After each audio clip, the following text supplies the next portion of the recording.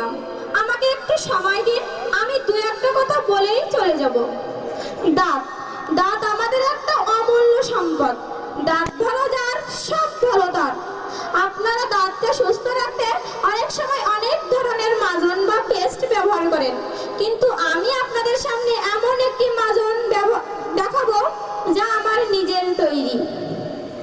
আমি গ্যারান্টি দিয়ে বলতে পারি কোনো দামি কোম্পানির মাজন থেকে এটা কোনো অংশে খারাপ নয়।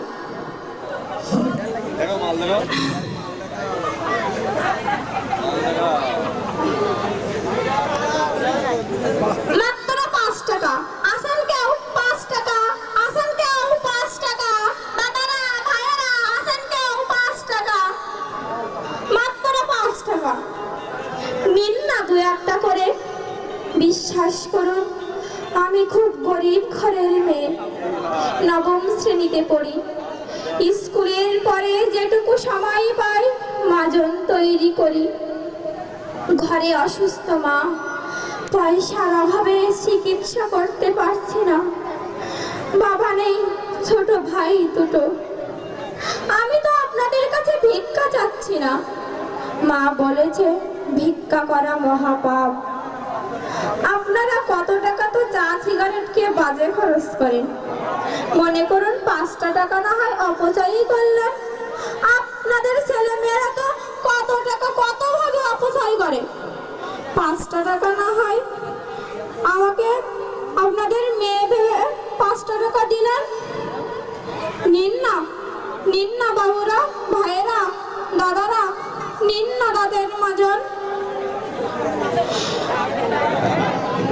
বুঝেছি আপনারা সবাই আমার প্রতি বিরূপ হয়েছে, কিন্তু আমার যে বিক্রি করা চাই, এই টাকা নিয়ে চাল কিনে নিয়ে যাব, তারপর খাবো। ছোট ভাই দুটো আমার আশায় পথ চেয়ে আছে, কখন আসবে দিদি? এই নেন।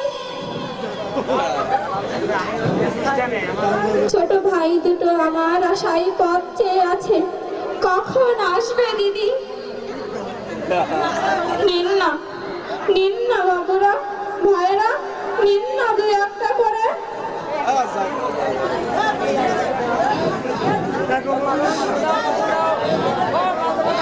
বাবা কারখানার শ্রমিক ছিলেন, কাজে গিয়ে আর ফিরে আসেনি।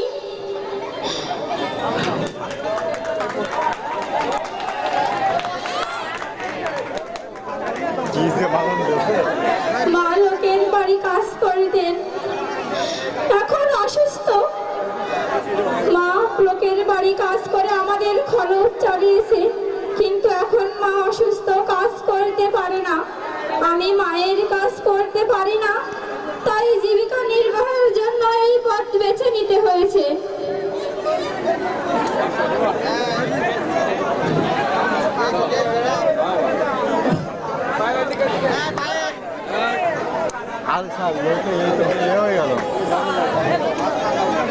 নিন।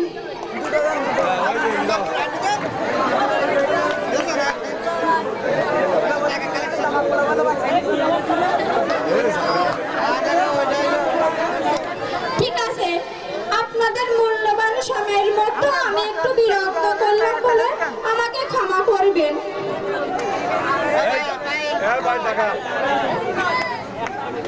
5 টাকা, এই 5 টাকা ফেরত পাবে, 5 টাকা ফেরত পাবে, 5 টাকা ফেরত পাবে।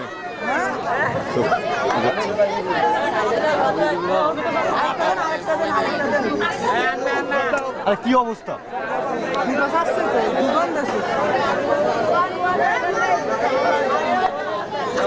আপনাদের মূল্যবান সময়ের মধ্যে আমি অনেক কথা বলে সময় নষ্ট করলাম বলে আমাকে ক্ষমা করবেন।